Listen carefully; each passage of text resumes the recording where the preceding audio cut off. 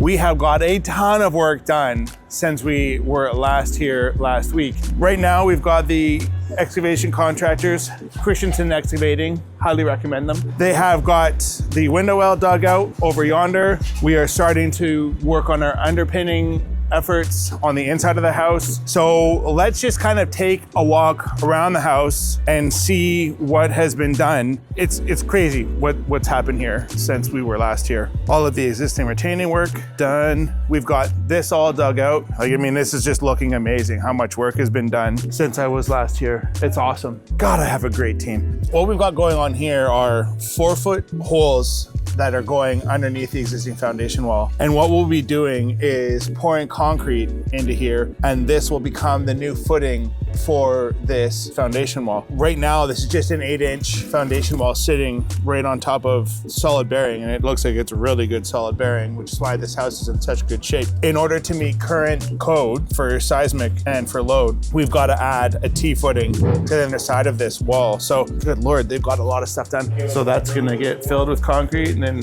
we leave a gap, and that'll get filled with concrete, and then we leave some.